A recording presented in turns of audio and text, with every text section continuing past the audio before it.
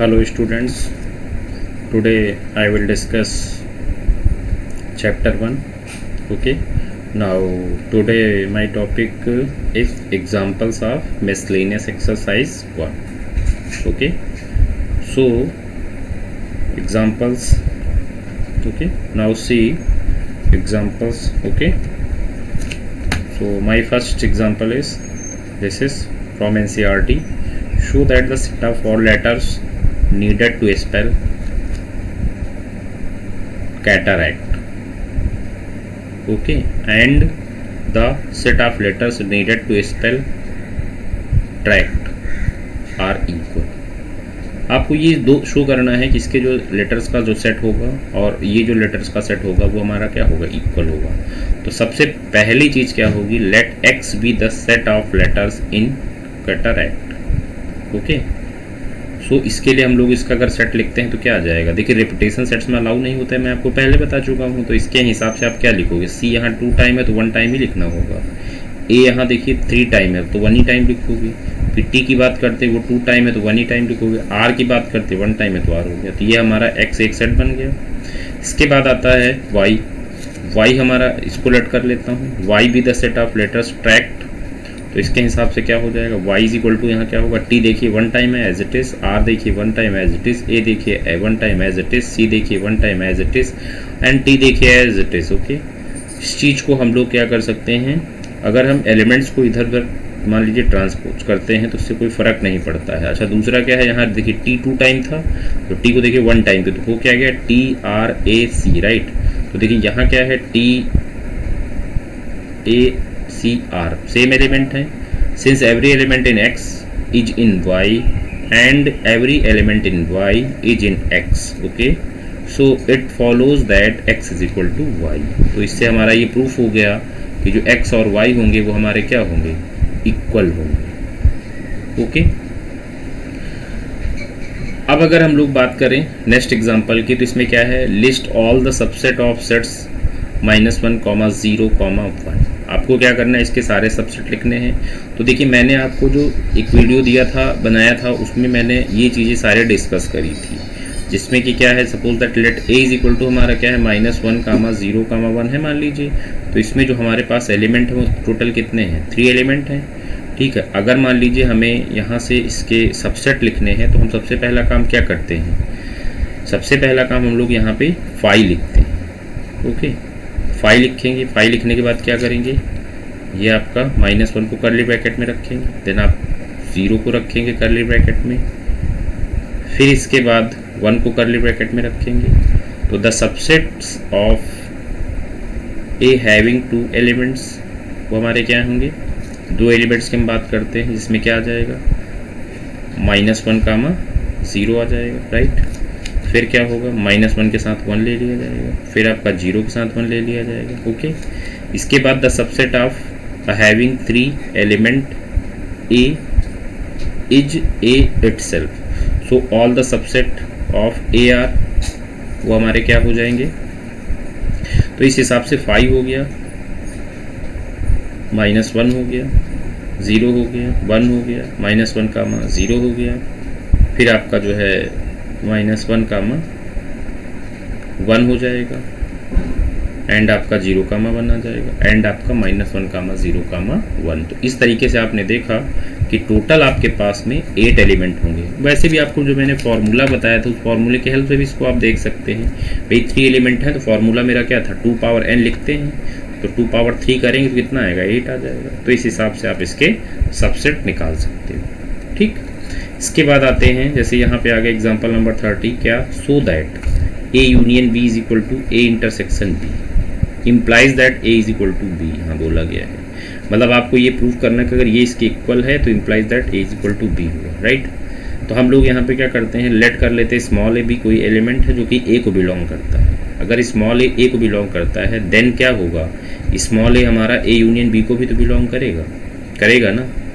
Okay, since अब आपका क्या दिया है, ए यूनियन बी हमारा जो है वो ए इंटरसेक्शन बी के इक्वल है. तो अगर स्मॉल ए यूनियन बी को बिलोंग करता था तो वो एक मतलब कहने का स्मॉल ए हमारा बिलोंग करेगा ए इंटरसेक्शन बी को भी तो बिलोंग करेगा. ओके, सो हम ये कह सकते हैं कि small A belong to capital B, therefore A हमारा क्या हुआ, सबसेट ऑफ बी हो गया। सिमिलरली अब हम यहाँ से ले लेते हैं बी कोई एलिमेंट है जो स्मॉल बी को बिलोंग करता है, तो क्या होगा, then B belongs to A union B हो जाएगा। Okay, since A union B is equal to A intersection B आपको गिवन था, तो यहाँ से बी हमारा जो होगा वो भी तो बिलोंग करेगा ए इंटरसेक्शन बी को। सो बी बिलोंग्स टू ए हो गया, therefore B subset of A हो गया। तो देखिए हमने यहाँ से प्रूव किया ए सबसेट ऑफ बी और हमने यहाँ प्रूव किया बी सबसेट ऑफ ए, तो इसका मतलब क्या हुआ, ए और बी हमारे इक्वल हो जाएंगे। तो ये हमारा प्रूफ हो गया, ठीक है। इसके बाद आते हैं हम एग्जाम्पल 31 में। इसमें क्या है देखिए, for any sets A and B so that this is power set P A intersection B is equal to P A, that is power set of A intersection power set of B. Okay, ये आपको prove करना है और ये example बहुत important है। तो देखिए क्या करेंगे आप, लेट कर लेते हैं कि स्मॉल एक्स बिलोंग करता है power set of A intersection B को, राइट। अगर स्मॉल एक्स हमारा कैपिटल एक्स हमारा बिलोंग करता है power set of A intersection B को, तो जो एक्स होगा जब ये हटेगा पावर सेट तो वो सबसेट बनेगा, एक्स सबसेट ऑफ हो जाएगा ए इंटरसेक्शन बी। बात समझ रहे हैं ना। अगर मान लीजिए ये सबसेट होता और अगर पावर सेट लगाते तो यहाँ बिलोंग लग जाता, ये कंडीशन होती है, ये ध्यान रखिएगा, ठीक है। तो ये हो गया आपका। तो अब देखिए सबसेट लग गया। अच्छा, अब इंटरसेक्शन है तो इंटरसेक्शन का आपको पता ही क्या होता है, तो यहाँ से क्या हो जाएगा, एक्स सबसेट ऑफ ए हो गया and X subset of B हो जाएगा। ओके, अब अगर हम यहाँ पे सपोज दैट अगर P लगाते हैं तो ये बिलोंग होना चाहिए, तो therefore X belongs to PA and X belongs to PB हुआ।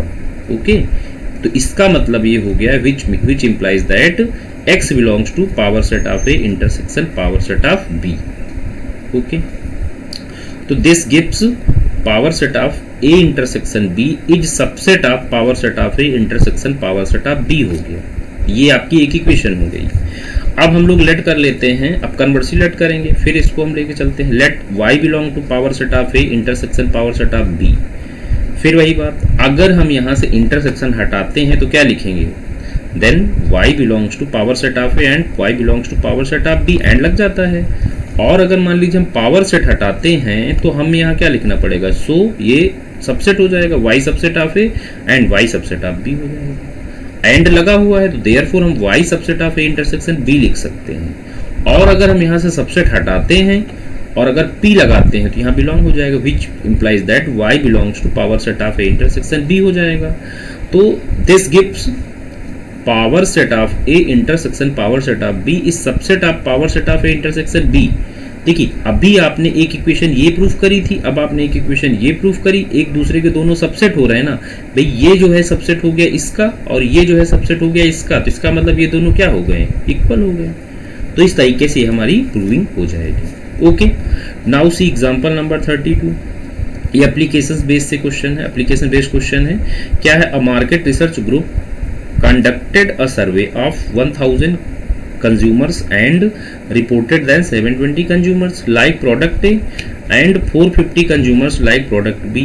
What is the least number that must have liked both product? आपको ये बताना है जो दोनों प्रोडक्ट लाइक करते हैं वो कितने होंगे, लीस्ट नंबर। ओके, तो U be the set of consumers questioned, S be the set of consumers who liked the product A and T be the set of consumers who like the product B, given that NU is equal to total 1000 आपको given था तो NU हो गया, NS की value आपको कितनी 720 दी गई है, NT आपका 450 हो गया। ओके, हमारे पास देखिए फॉर्मूला होता है, कल मैंने डिस्कस किया था आपको, नहीं लास्ट वीडियो में मैंने डिस्कस किया था, तो NS यूनियन T जो हमारा होता है वो होगा NS plus NT minus NS intersection T। NS की वैल्यू यहाँ से 720 है, पुट किया, NT हमारा 450 है वो पुट किया, और इसकी वैल्यू यहाँ से हमें नहीं पता है, दोनों को हमने ऐड कर लिया तो हमारा ये रिजल्ट आ गया, राइट। अब क्या होगा, therefore NS union T is maximum, ये मैक्सिमम हुआ ना, when NS intersection is least, मतलब ये मैक्सिमम तब होगा जब ये क्या होगा, इंटरसेक्शन हमारा लीस्ट होगा, बट S यूनियन T हमारा जो है सबसेट ऑफ U होगा। Okay, implies that S union T less are equal to हो जाएगा NU के, दैट इज ये 1000 हो गया।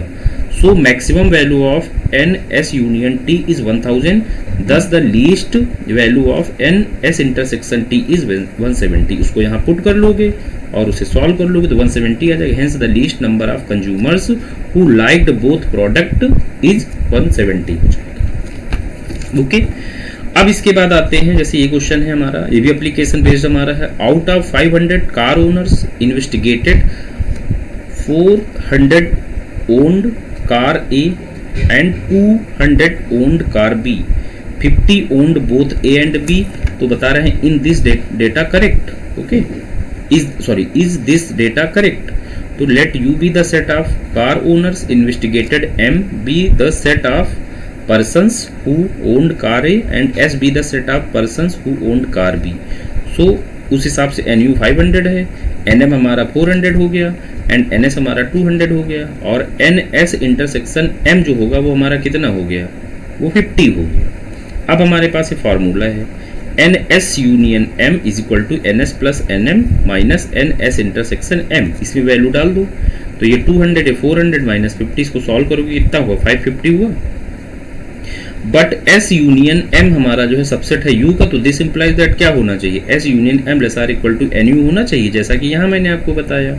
ठीक है, तो उस हिसाब से this is the contradiction, so the data is correct. Okay, now last example हमारा है कि a college awarded 38 medal in football, 15 in basketball and 20 in cricket. Okay, if these medals went to total of 58 men and only 3 men got medal in all the 3 sports। okay, how many received medals in exactly 2 of the 3 sports? clear, आपको ये बताना है how many received medal in exactly 2 of the 3 sports, तो 2 sports में ये कितने हो, how many received medal in exactly 2 of the 3 sports, right, ये आपको फाइंड आउट करना है। तो सबसे पहला काम 38 मेडल था, 15 फुटबॉल का था, 20 क्रिकेट का था। ओके, और मेडल वेंट टू टोटल हमारा 58 था, 3 medal got in all. Okay, so देखिए इसके लिए हम लोग क्या करेंगे, वेन डायग्राम का यूज़ कर लेंगे। F फॉर फुटबॉल हो गया, B फॉर बास्केटबॉल हो गया और C फॉर यहाँ क्रिकेट हो गया। तो ये हमने एज्यूम कर लिया इसको, ठीक है। अब उसके बाद जो NF हमें गिवन था वो 38 था, NB हमें जो गिवन था वो 15 है, और NC हमें जो गिवन है वो 20 है, और F union B union C हमारा जो 58 है, और F intersection B intersection C हमारा जो है वो 3 है। क्लियर, अब हमें देखिए 3 सेट्स का मैंने आपको फॉर्मूला बताया था कि NF union B union C अगर निकालोगे तो NF plus NB plus NC minus F intersection B minus F intersection C minus B intersection C plus NF intersection B intersection C हो जाता है। और हमें देखिए यहाँ से इसकी जो वैल्यू गिवन है, ये वैल्यू क्या है हमारी, F intersection B। F intersection B का मतलब आप समझ रहे हैं ना, F इंटरसेक्शन B का मतलब ये पोर्शन की बात हो रही है, और F इंटरसेक्शन C की बात कर रहे हैं तो आपका इसकी बात हो रही है, इन दोनों की, ये पोर्शन जो कॉमन है, और B इंटरसेक्शन C की आप बात कर रहे हैं तो वो हमारा D और C हो गया। ठीक, कंसीडर द वेन डायग्राम, इसकी वैल्यू हमारी क्या हो जाएगी, ये वैल्यू हमारी हो जाएगी 18। ठीक है, ये वैल्यू हमारी क्या होगी, 18 होगी।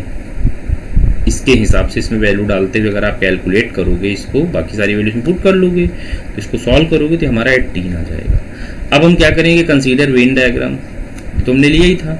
अब A denote the number of men who got medal in football and basketball only, और B denote the number of men who got medals in football and cricket only, और C denote the number of men who got medals in basketball and cricket, and D denote the number of men who got medal in all 3। So D हमारा जो होगा वो F intersection B intersection C हमारा 3 के equal आ जाएगा। And अब देखिए ये A प्लस डी ले लिया मैंने, और ये B प्लस डी ले लिया, और ये C प्लस डी ले लिया मैंने, इसको टोटल को ऐड करेंगे तो यहाँ से हमें 2A ट्वाइस में मिलेंगे, 2A 2B 2C 2A 2B and आपका 2C 2D। ठीक है, सॉरी 2A नहीं, ओनली A और बी हमारा ऐसे है और बी का ये है, ठीक है। तो यहाँ से हम लोग जो है, अच्छा ठीक है, सॉरी, देखिए यहाँ पे क्या है, यहाँ आपको a प्लस डी है, b प्लस डी है, c प्लस डी है, d हमारा जो है वो 3 टाइम है, राइट। बाकी a plus B plus C, a plus B plus C और प्लस हो जाएगा 3d इज इक्वल टू 18 के। तो यहाँ से d की वैल्यू हम लोग यहाँ से 3 रख लेंगे, तो हो जाएगा 3 3 या 9। ट्रांसपोज कर लेंगे तो a plus B plus C हमारा 9 आ जाएगा, which is the number of people who got medal in exactly 2 of 3 sports. इस तरीके से हमारा सोल्यूशन कंप्लीट हो गया। Okay, thank you children's.